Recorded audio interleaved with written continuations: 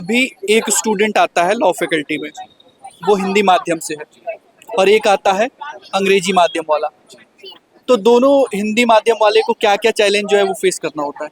यही चैलेंजेस हैं कि हिंदी में जो बच्चा एग्जाम दे रहा है उसके पास एक तो स्टडी मटेरियल नहीं है, वो कहाँ से पढ़े कहाँ से नहीं। दूसरा उसके पास ये है कि जब चेकिंग होती है ना, तो हिंदी मीडियम को बहुत मतलब अंग्रेजी मीडियम से कम मार्क्स मिलते हैं। अच्छा। हाँ, ये थोड़ा सा बच्चों को दिक्कत है।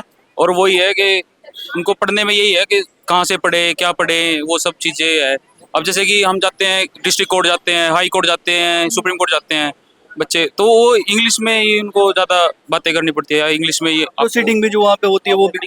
इंग्लिश में है। लेकिन आप अपने स्टेट में जाते हो वहाँ आप किसी भी लैंग्वेज में कर सकते हो, वो है। तो कोई ऐसा दोस्त यार जिसको ये फेस करना हुआ हो कि यार कम नंबर आ रहे हैं? जूनियर था मेरा, उसको भी यही दिक्कत थी, उसने स्विच किया है।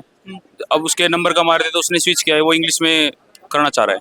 अच्छा। हाँ, वो इंग्लिश में दे रहा है अब एग्जाम। तो क्या यही कारण है क्या कि जैसे हम देखते हैं कि जैसे हम हायर एजुकेशन की ओर बढ़ते हैं या फिर छात्र जो है वो हायर एजुकेशन की ओर बढ़ते हैं, तो हिंदी जो है वो पीछे छूटता जा रहा है? क्या ये एक बड़ा कारण मान सकते हैं? हिंदी पीछे छूटने का कारण हम खुद ही हैं, अच्छा। जो बता रहे हैं हम सोच अब हम हमें दिख रहा है कि अब प्रोसीडिंग्स इंग्लिश में है, तो हम इंग्लिश में प्रेफर करेंगे, मतलब इंग्लिश पढ़ना स्टार्ट करेंगे या फिर इंग्लिश में बोलने, क्योंकि वहाँ पे जाके आपको ऑब्जेक्ट कर दिया जाता है।